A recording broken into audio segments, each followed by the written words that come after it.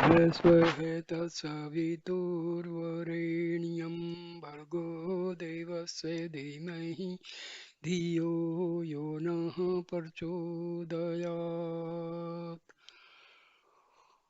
Om Shanti Shanti Shanti. Om Sai Ram, sisters and brothers. Now I am starting my 12th video on Sai Gita. So here it goes. There are many beings, but only one underlying divinity. If a person has not conquered his own mind and senses, how will he ever be able to taste the sweet nectar of divinity? To achieve control of the mind and senses, it is important for you to know the deeper reason for all your efforts. The ultimate goal of your life is to realize the one divinity that underlies everyone and everything. You must become established in the one Atmic principle that exists in every heart. The sun is one for everyone. There is not a separate sun for different beings and for different species in different parts of the world. There may be thousands of different vessels all filled with water standing on the ground. Some will be earthen pots, some will be brass vessels, and some will be silver or copper ones. Above them in the sky is one sun, reflecting itself in all of these vessels. From the many reflections, it would appear that there are many suns, but even though the vessels are all different and the reflections are many, the sun which is being reflected is only one. The values of the vessels will also be different. The silver vessel is very costly compared to the earthen one. Nevertheless, the sun which is being reflected is one and the same. Similarly, right from the highest scholar to the most ignorant dullard, right from the wealthiest man to the poorest beggar, from the greatest emperor to the humblest citizen, the bodies and the apparel in which they are clad will be different, but the one who is the resident of all these bodies, the Atma, which is reflected in all these bodies, is one and the same. The clothes that you wear and the jewelry with which you adorn yourself may be very expensive. A poor person would not be able to have such costly things, but these are just like the differences in the values of the vessel. The divinity inside all these bodies is only one. Once you become aware of this truth and recognize the unity in all beings, you will be able to exercise sense control quite easily. Instead of seeking to control others, you will seek control over yourself. Instead of correcting others, you will take charge of your own mind and senses. Defects and faults abide in everyone. Then who is to exercise power and authority over whom? If a person has committed some mistake, it may be your job to show him the right way, but your main focus should be to correct yourself. Discharge your duty, do your assigned work, but always remember the one divinity resident in everyone. Only wisdom can conquer ignorance. Ignorance is very deep. It covers your inner truth. It is impossible for you to remove this thick layer of ignorance by encountering it head on. In the early morning at 7 o'clock, although you may be only 5 feet tall, your shadow will be 50 feet long. How can you reduce the length of the 50 feet shadow? Is it possible to fight with it? If you admonish it, will it listen to you? If you criticize it, will it be reduced?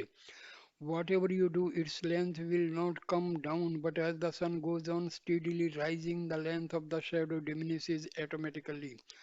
Once the sun occupies the position overhead, the shadow by itself will have come down to your feet, obliterated itself, and disappeared from view. You may be 5 feet tall, but your ignorance is 50 feet long. Therefore, you have to develop inner inquiry so that your wisdom will grow. As long as the sun of wisdom goes on rising, ignorance will go on diminishing. In this way, your ignorance can be totally destroyed. This is one method. There is still another method for dealing with this shadow that is 50 feet long. You realize that you cannot conquer it by turning towards it and trying to run over it. You realize that by facing it, your shadow will not get any shorter or disappear from you. But if instead of turning your face towards your shadow, you turn your face toward the sun, then your shadow will automatically be behind you, and however big it is, you will not be aware of it anymore. It will continuously remain out of sight. Therefore, instead of thinking of this ignorance, always think of the Son of Wisdom. That way you keep the ignorance behind you and the sun in front of you, and you will not be affected by this shadow anymore. This means always turning your vision towards God. Both methods should be employed. Always turn your wisdom towards God and use your intellectual and intuitive fac- faculties to increase your wisdom. These are two major yogas or spiritual paths, and path of devotion and the path of wisdom.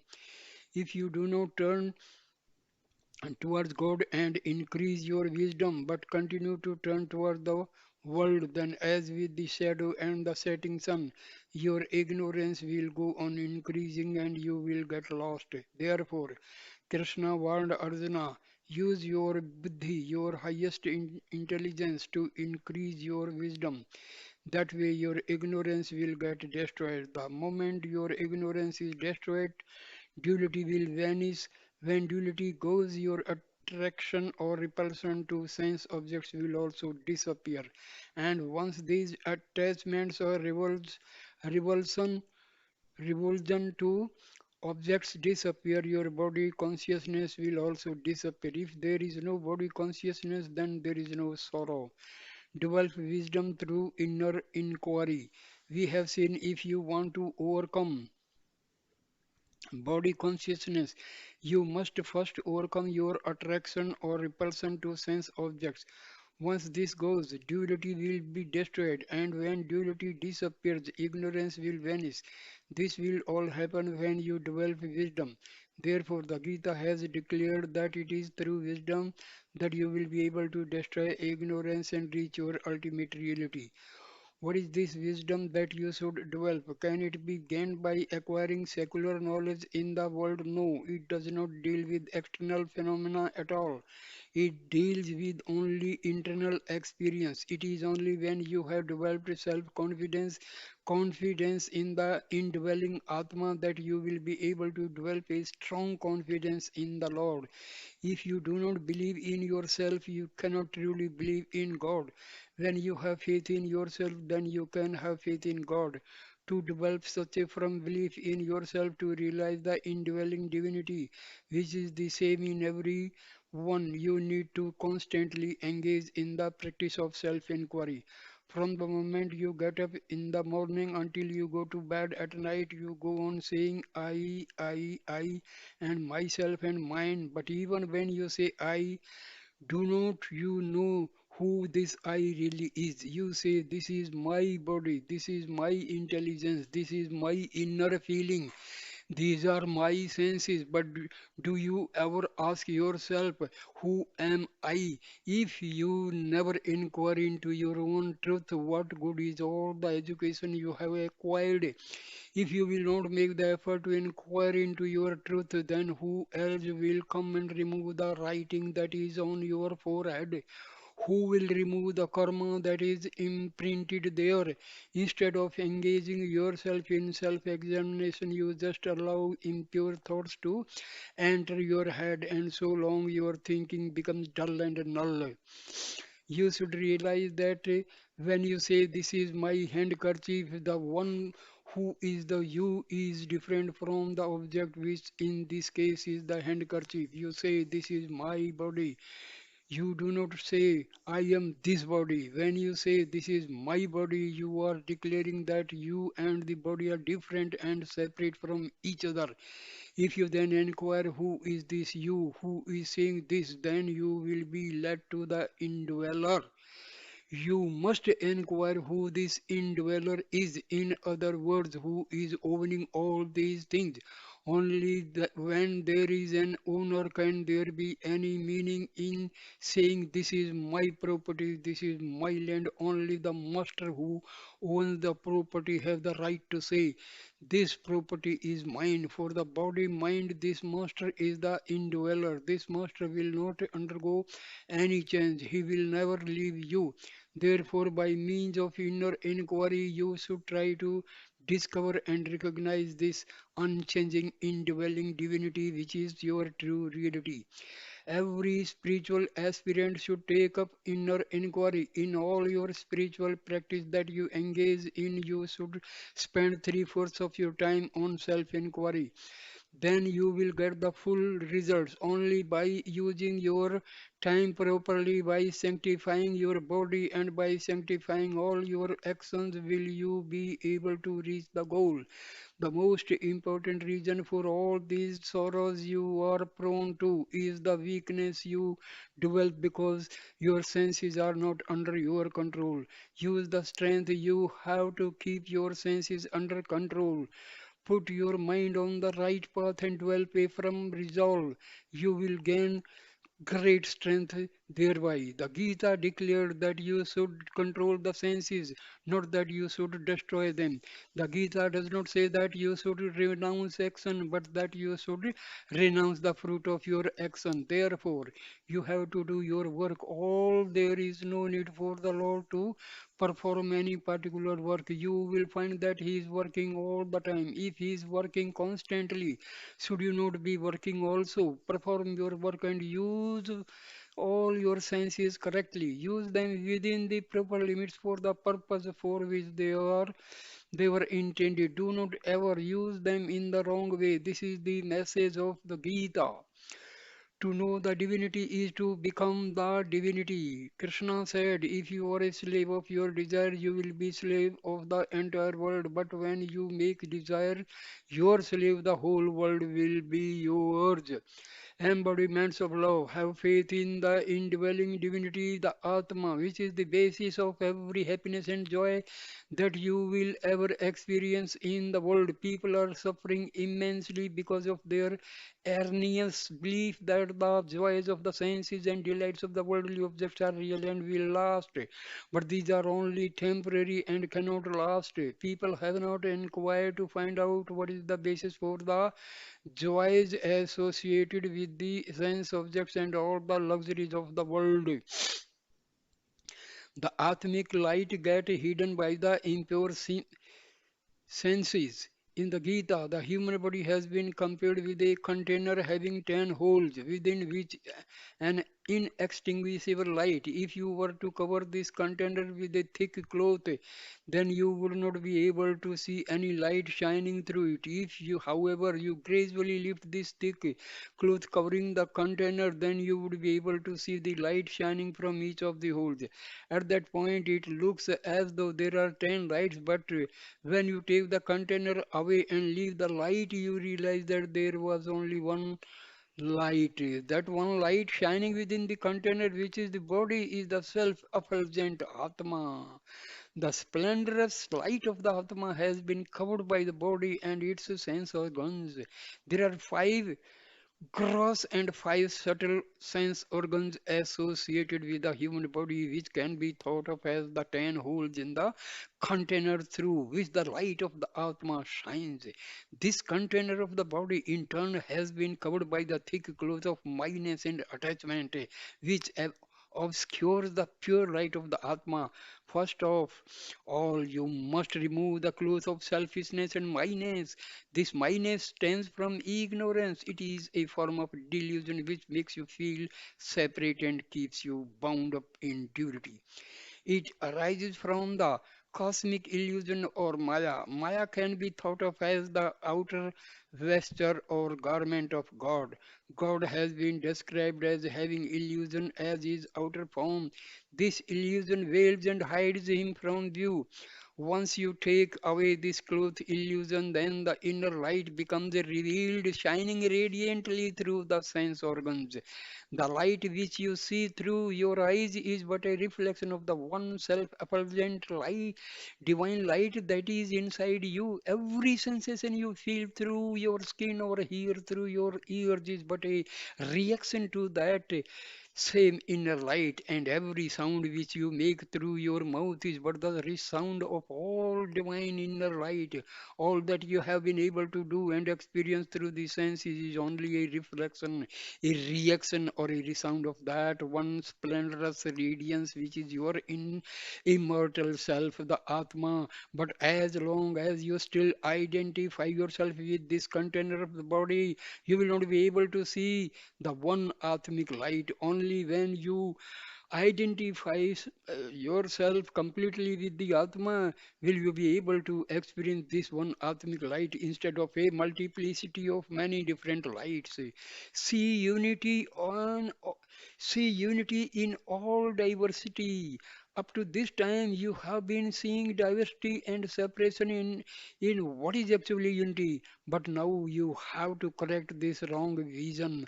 The ancient wisdom teachings have emphasized that you will not be whole until you can see only unity in the illusion of diversity that appear to be around you. When can you see and directly experience this unity? Only when you destroy your sense of identity with the body, then you will be able to experience all as one. It is Maya which causes this delusory experience of seeing diversity when there is only unity. But it is the universal experience of the great sages and mystics that there is only the unity to be found within all the multiplicity of the world. This unity is the basis of everything everywhere. It is the Atma. It has to be experienced in every object, in every being. This is the sum and substance of the Gita, which itself is the essence of all the ancient wisdom teachings. The Gita has described the experience of unity as yoga, the process of becoming united with and immersed in the one divinity. You must make an inquiry, taking instance from your own daily life to see how you can experience this oneness within all the diversity and thereby discover the divinity which is inherent in everything. Take the example of some food preparations. For instance, you can consider some different types of sweets, such as cookies, cakes, candies, desserts, and all other sweets which you might enjoy. The forms and names of all these items are different, but the inner substance which gives them all their characteristics, sweet taste is the same. That underlying sweetness comes from sugar. It is because sugar is present in these items that there is sweetness in all of them. Flour by itself has no sweetness, its taste is insipid. But when flour is associated with sugar, then you enjoy it as a sweet. It does not matter what flour you use, whether it comes from rice, wheat, or other grains. When it is associated with sugar, it becomes sweet. Similarly, the objects of the world are tasteless and insipid, but because the sugar of divinity has been mixed in with them, you can enjoy so many things in the world, considering them desirable and sweet. You are a human being, not an animal. Do not waste your life running after worldly enjoyments. Realize the truth that you did not get this human birth for the sake of enjoying food or sleep or wasting your time on meaningless activities or entertainment. When you look around, you can see any number of animals, birds, and worms which live only for the sake of food. Why have a human life if you use it only to enjoy the pleasures that animals, birds, and worms enjoy?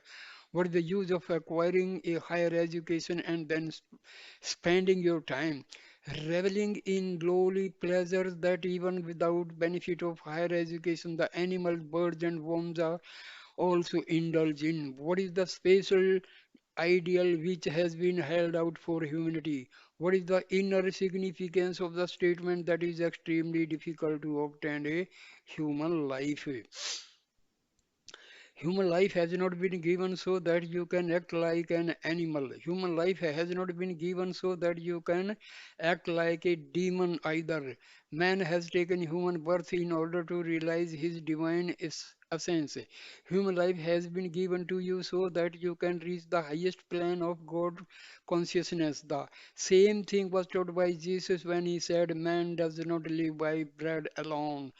You have to attain an achievement which is of extraordinary significance. You have been given life so that you may realize the divinity which is inherent within you.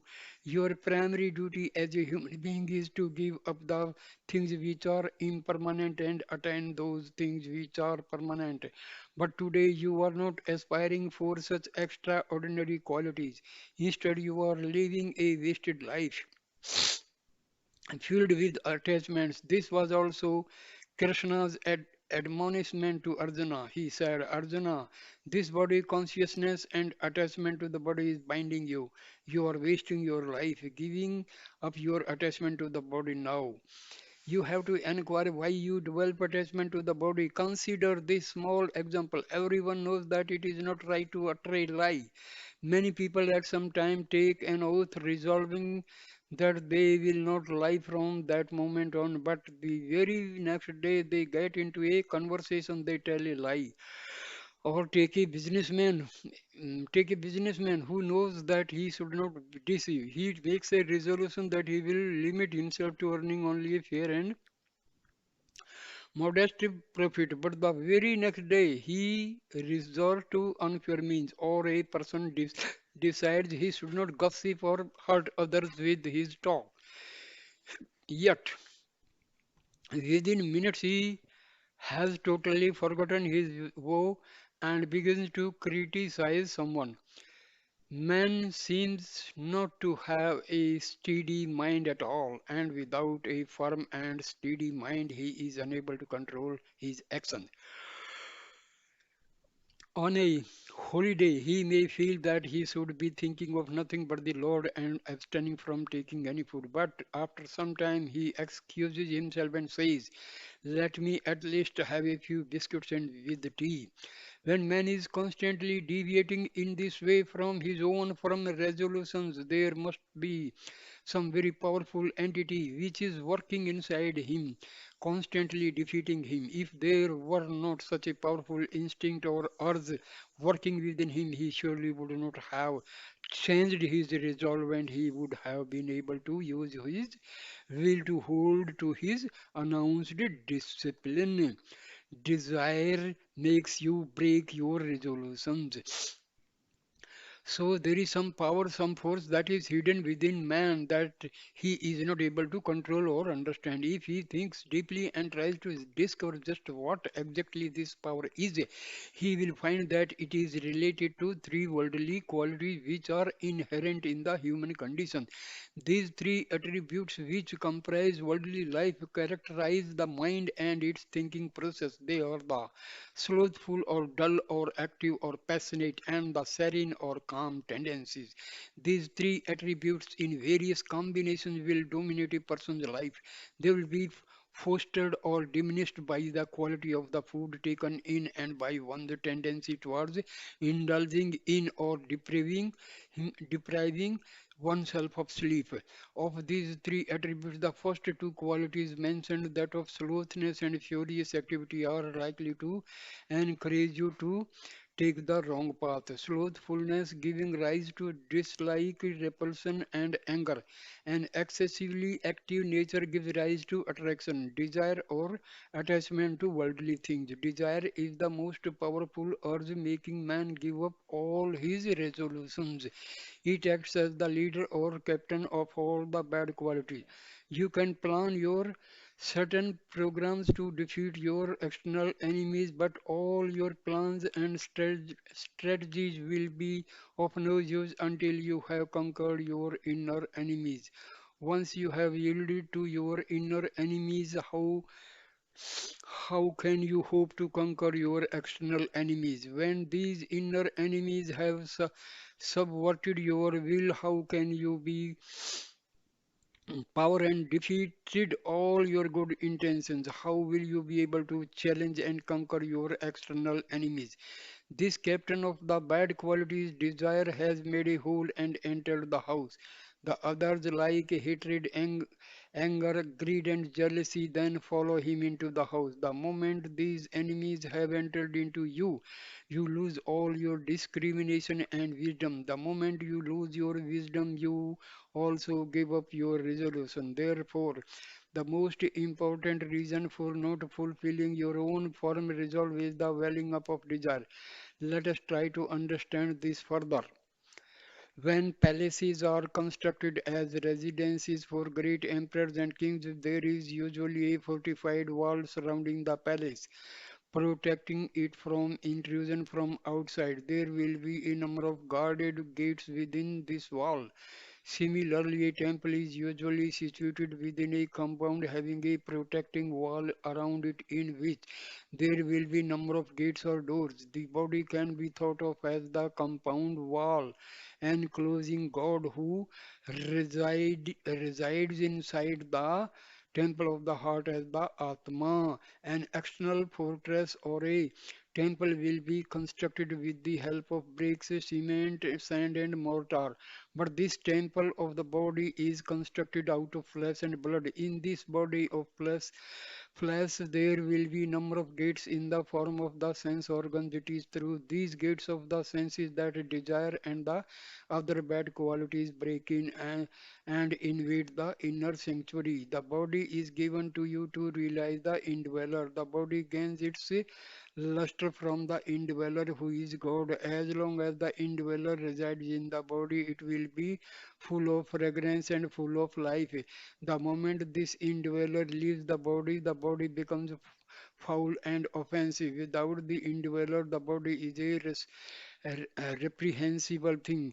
Far from being fragrant with perfume, it just emits a bad smell moment to moment. The process of transforming a body with such repugnant qualities into an instrument for serving mankind and realizing the divinity can provide great joy and inner satisfaction.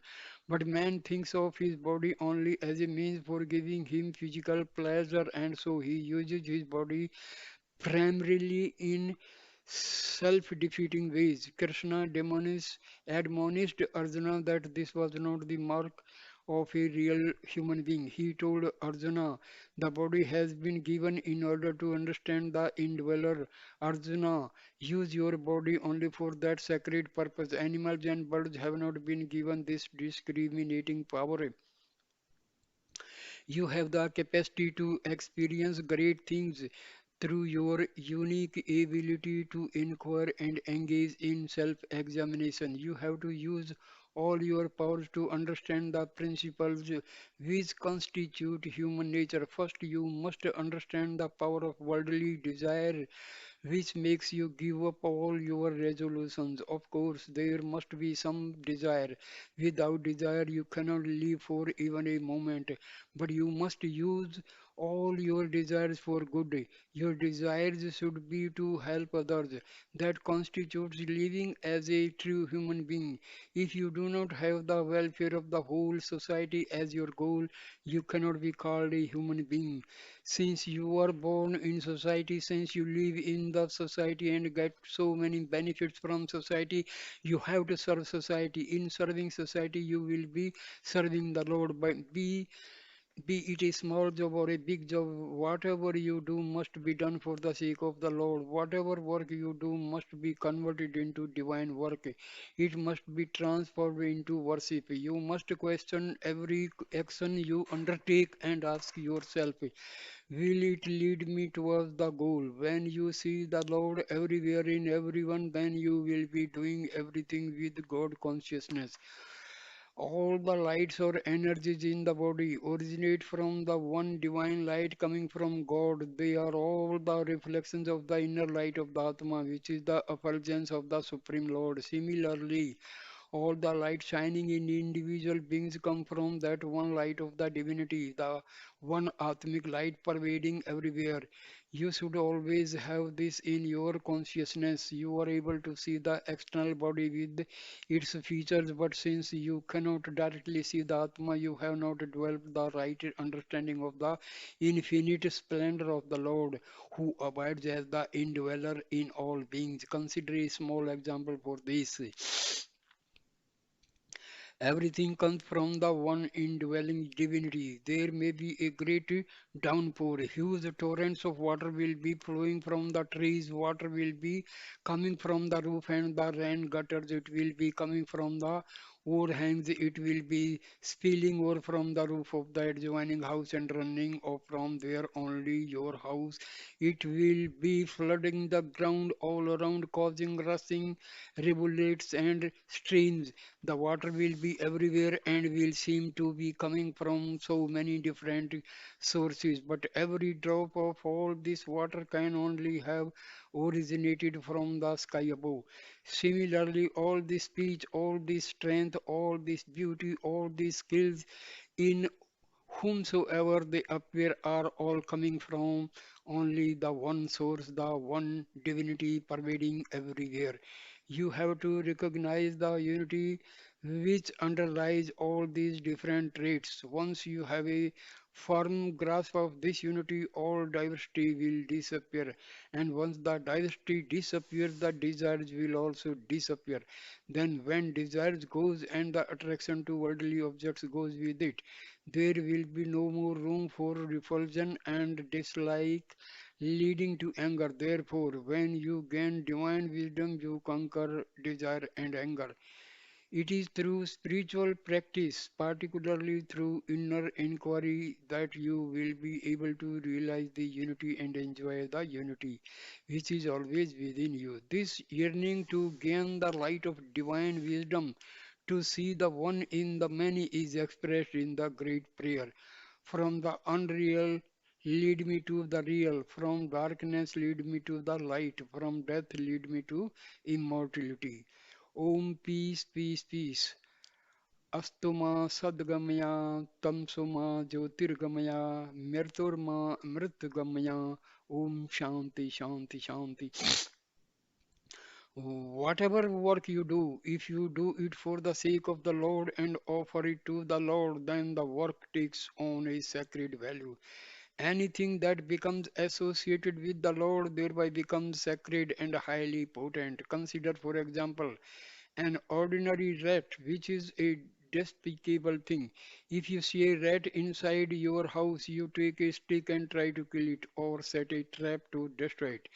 When you see it, you feel revulsion. But traditionally in India, the rat has been associated with a particular form of the divinity, Lord Ganesha, who is the embodiment of divine wisdom. The rat is Ganesha's vehicle, which carries Ganesha around. Now, if you are a devotee of Ganesha and you see images of the rat associated with Ganesha, you revere it as the sacred instrument of the Lord. What is the reason for this?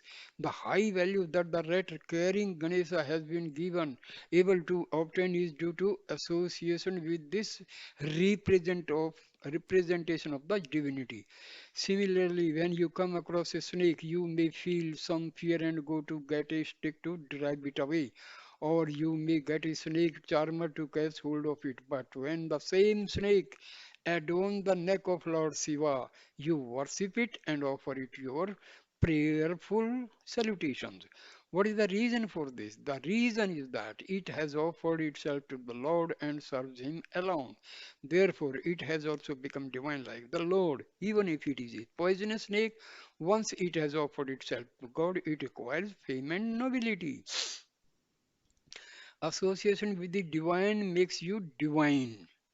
Once upon a time, Lord Vishnu sent a message to Lord Shiva. He sent the message through Garuda, the eagle, which is Vishnu's vehicle. Garuda came to Shiva, flapping its wings. When the snake, which was adorning Shiva, caught a little feel of the wind which was being produced by the flapping of Garuda's wings, it started hissing.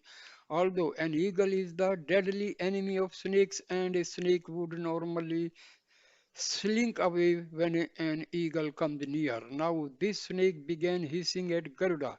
It had the courage to do this because of the great strength it got by virtue of the position it occupied around the neck of the Lord. When this snake fearlessly continued hissing, Garuda said, "O snake, you are there around the neck of Lord Shiva. Therefore, I must excuse you, but just come aside a little. Come away from there for a moment. The instant the snake leaves its position, it becomes a meal for the eagle.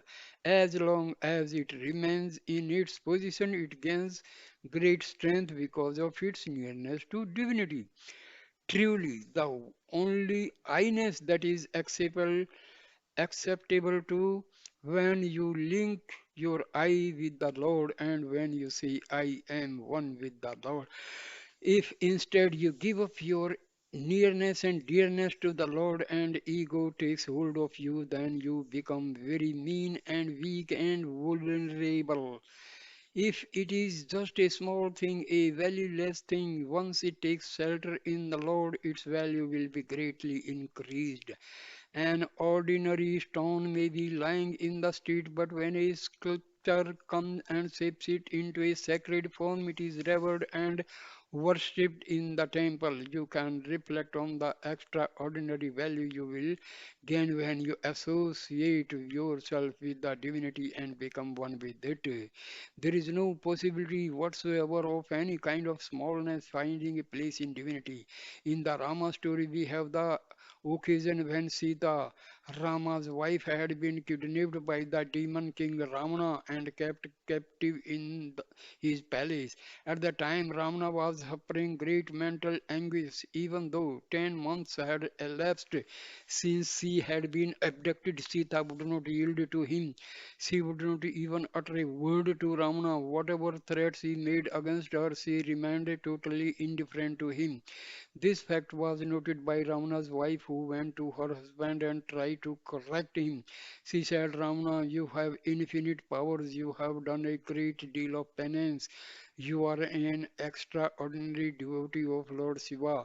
You have acquired extraordinary powers to disguise yourself. You went disguised as a mendicant to take on whatever form you want. Why have not you? You went disguised as a mendicant to abduct Sita. You have the power to go in any disguise, whatever, and appear in any form. Since you can take on whatever form you want, why have not you gone to her in the form of Rama? Then Sita would have immediately accepted you. Why have you not done this? Ravana told his wife, if I were to disguise myself as Rama and take on his sacred forms, I would not have been able to retain such lustful desires. When you become one with divinity, all your little mean thoughts and ideas will vanish. They can no longer come and disturb your tranquility. Therefore, Krishna told Arjuna, when you are fighting the battle, fight, but while fighting, think of me.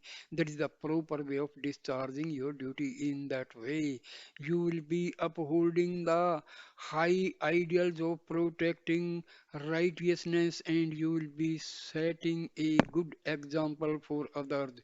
You will also gain a great deal of renown. If you offer everything to the divinity, you will be successful in every endeavor. To do this, you must gain control of the senses. Slowly but surely, you must exercise control over your senses or sense organs until they come under your complete control. Then you will be able to realize your full potential as a human being. Then also you will have developed equal mindedness and you will be called a truly wise man. Now you are still living with so many attachments. When you are so bound up, how can you develop equanimity? Equanimity. You are keeping inner peace far away from you. All these relationships and associations that you are cultivating are constantly changing.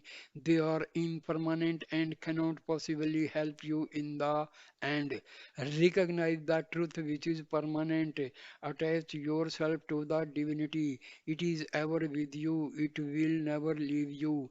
The three words, the gross, the subtle, and the causal, all the myriad objects you see in the world are just combinations of the five elements. Everything without exception is made up of five elements, and only the five elements. There is no sixth element to be found anywhere.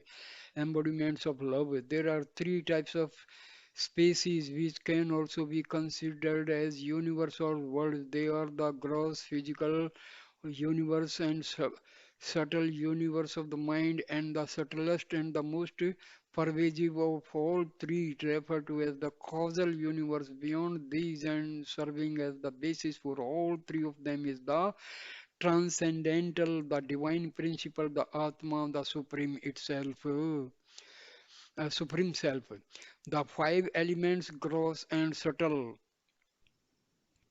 A devotee who is anxious to know the divine principle and merge with it should have an understanding of these three universes.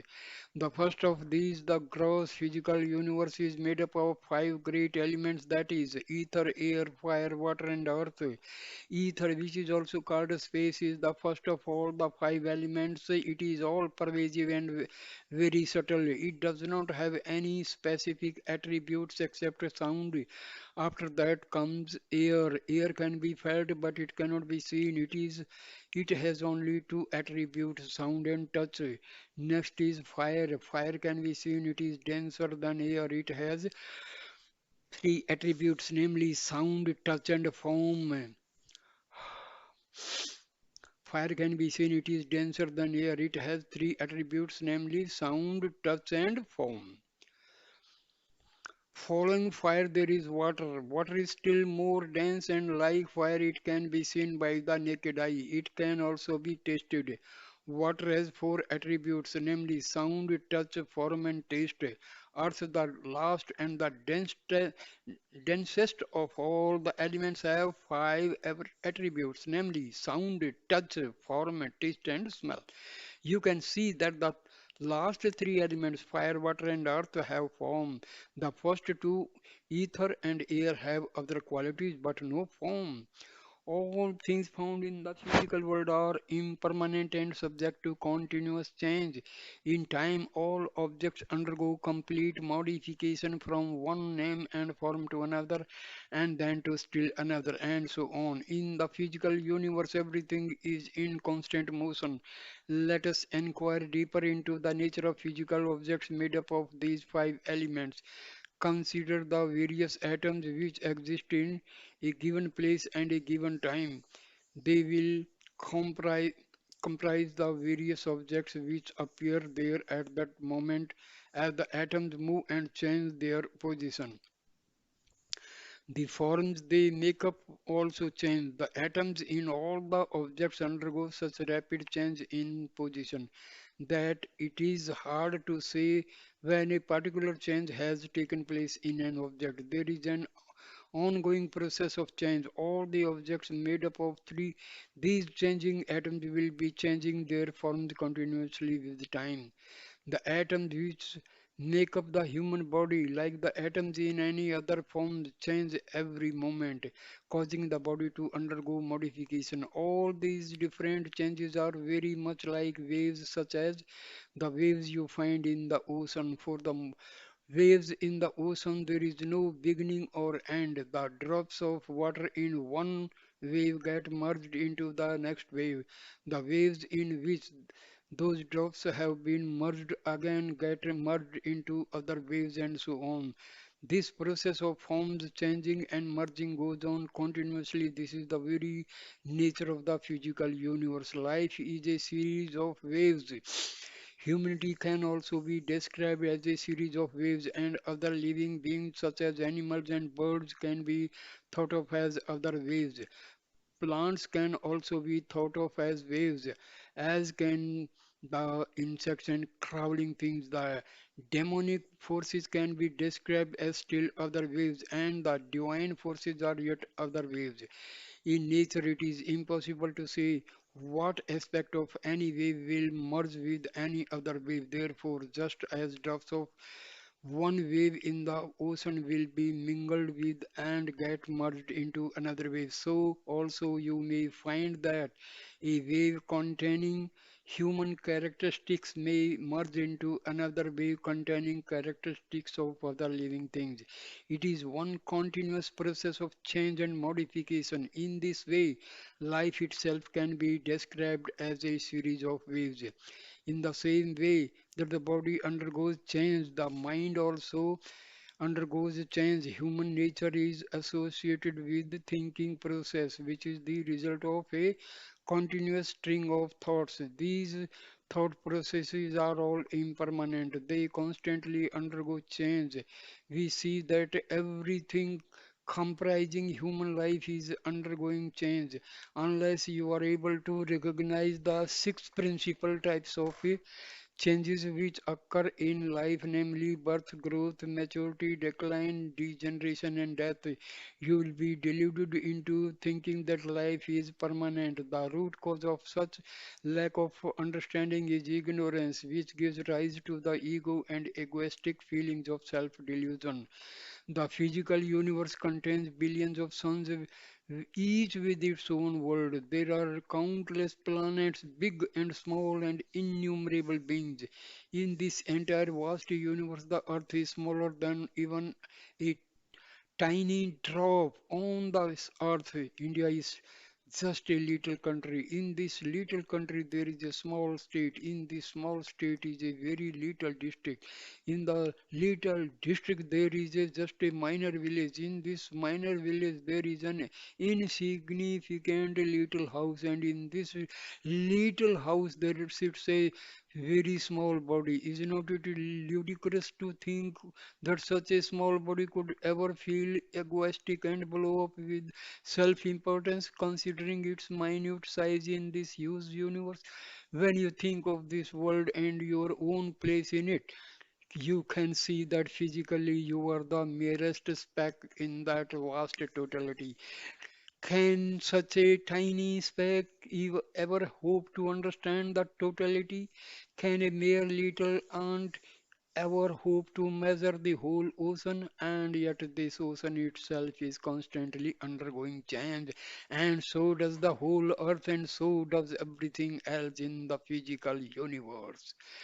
The world in which you are living is completely temporary and transient. How can an insignificant temporary thing living in a transitory world try to understand the infinite, limitless, permanent entity? To understand the permanent entity, you must occupy a permanent place within the permanent entity.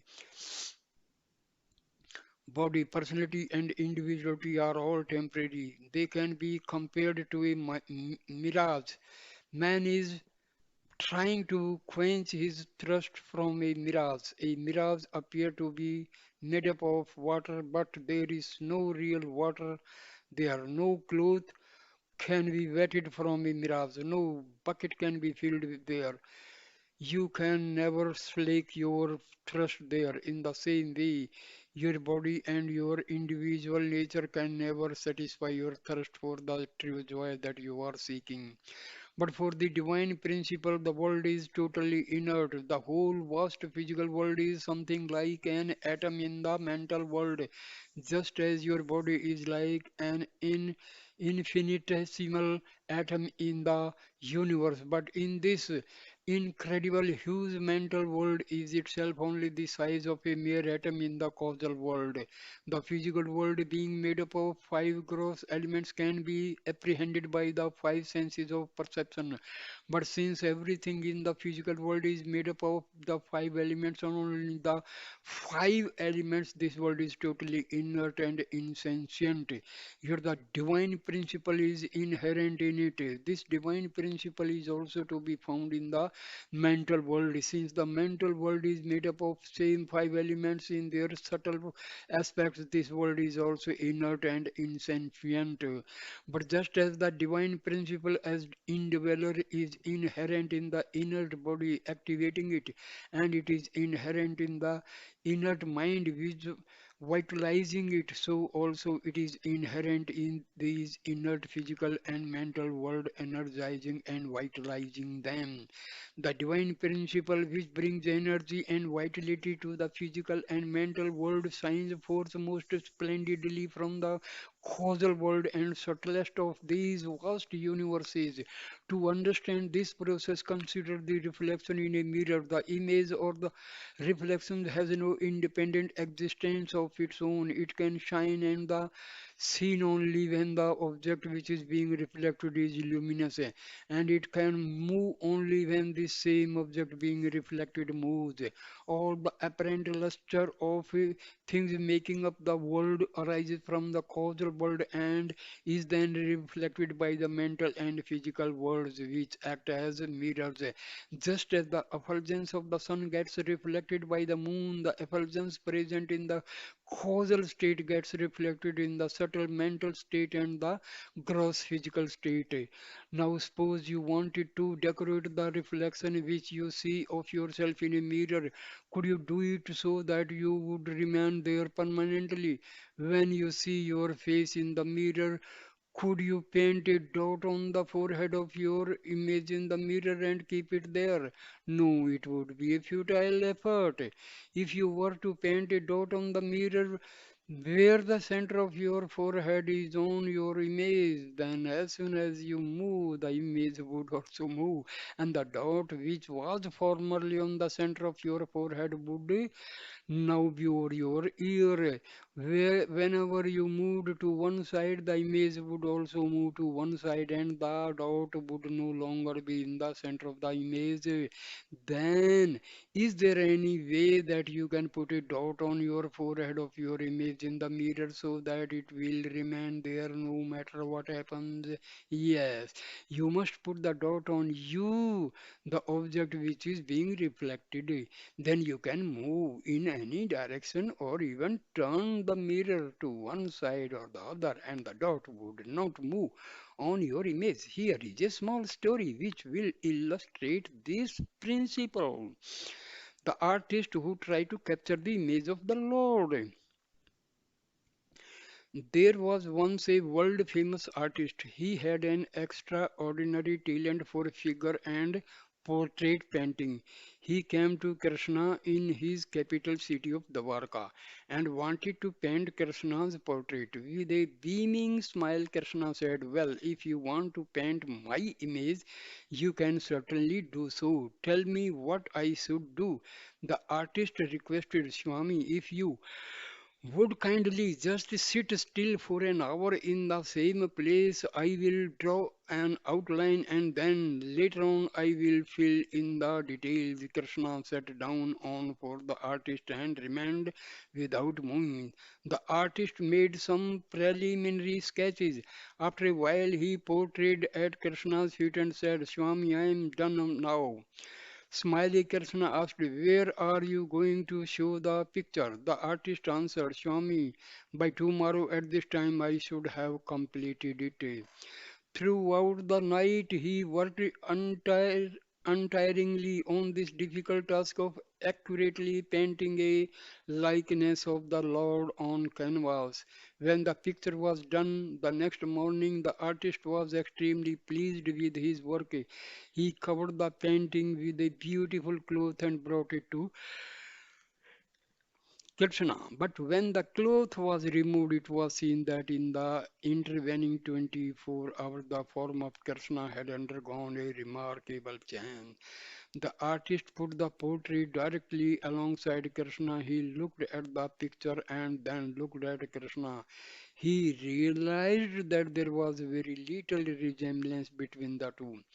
Krishna also looked at the painting and pointed out, my dear fellow, there seem to be a number of defects.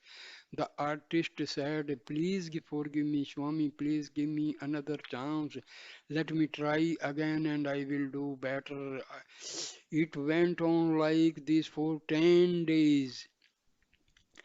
Each day the artist did his work over again, but it was impossible to get a proper picture.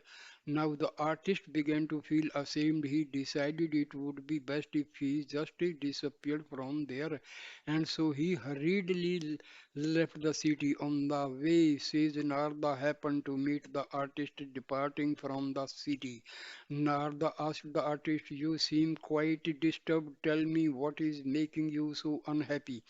The artist explained to him all that had happened. Arda told the artist, well, Krishna is a master actor and a master director. He is enacting this whole drama. Using your method, you will never be able to get a true likeness of him. But if you really want to succeed, then listen to my words and follow them implicitly.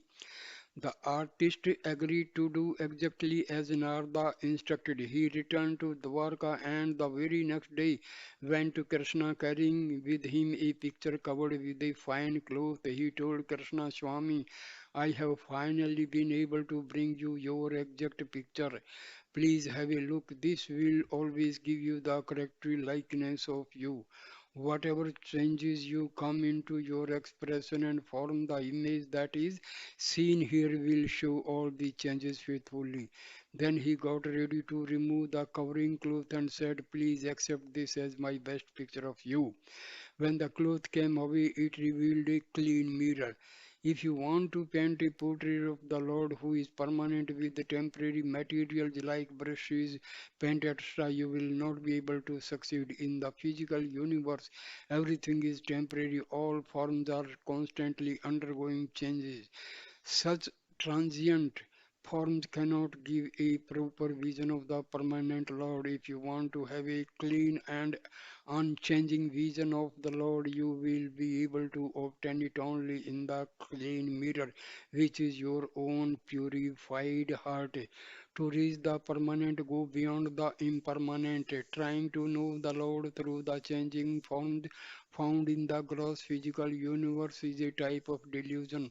The permanent, unchanging entity cannot be known through impermanent, changing forms. Whatever knowledge you get this way will be impermanent. Whatever joy you may derive from trying to know Him in this way will only be temporary. The basic nature of these five elements is that they are constantly undergoing changes. To reach the state of the permanent, you have to go beyond these five elements and their changing forms. Suppose you go on a pilgrimage to a temple to have a vision of the Lord. Coming there, you may have had to undergo a great many difficulties. Then, when you finally arrive there and have a chance to go into the temple, you stand before the likeness of the Lord with your heart filled with yearning. You look at the sacred image, but immediately you find yourself closing your eyes as you experience the intense feelings of being in the divine presence. Spontaneously, you close your eyes and turn your vision inward. Having gone to so much trouble to get there to have a look at the holy image, why, once you are there, do you close your eyes and look within yourself? What is the inner significance of this? You turn your eyes inward because you realize that in order for you to get a permanent and true vision of the Lord, you have to look inside your heart. You know intuitively that the pictures taken in through your eyes will remain fleeting impressions superimposed on your impermanent thoughts after having registered these visual visual images in the thoughts. They must be fixed so that they can become unchanging impressions in the heart. Although you cannot get a direct experience of the divinity in the physical universe, the indirect vision of the divinity that you can get there will give you some sacred experiences. Just because the physical world is transient and changing, you should not renounce these feelings of connectedness with the divinity, even though they may be short lived. These feelings will give you some temporary joy. First, you will have to secure this temporary joy and then slowly and gradually make the journey towards permanent joy. This journey will take you through the three worlds, the physical and the mental and the causal, going from the grossest to the most subtle. It is only in the causal that you will find the image of real truth. The causal arises from the transcendental state which is interpenetrates these three worlds and is beyond them. That transcendental source which illuminates the causal is the unchanging light of the Atma. You are not just one but three. You can get some understanding of all this by contemplating the statements that Swami has often made. You are not one person but three. The one you think you are, the one that others think you are, and one you really are. The one you think you are, the body is ephemeral and untrue. Whatever life you are living today, whatever experiences you are having today, they are all transient, but the body and its activities are temporary and associated with the physical world. Now, when others think of you, they do not know only the terms of your physical makeup but also in terms of your personality and character traits. There is a more mentalized image of you, therefore, the one that others think you are relates to the mind and the mental world, which is also changing and untrue. But the one you really are is the Atma, the unchanging truth, shining in the causal state. A piece of ice in your hand will start melting until it becomes water again. Why is this so? Because melting is the very nature of ice. Similarly, changeability or transitoriness is the very nature of everything that appears in the physical world. Even while you are trying to understand the gross physical universe, you have to think of the finer, subtler inner worlds. The physical world is at the gross level. You experience it during the waking state. The same thing in a subtle form is associated with the mental world, which you experience in the dream state. In the waking state, you are able to see objects because of the light emanating from the sun and the moon. But the sun and the moon, your waking state are not present in the dream state. It is only the light which emanates from the mental world which helps you to see the objects of the world. The moment you push aside the gross, the subtle light becomes evident inside. During the day, you are not able to see the stars, but just because you cannot see them does not mean that they are not there. Stars continue to shine even in the daytime, and yet, because the sun's effulgence is so great, you cannot see them.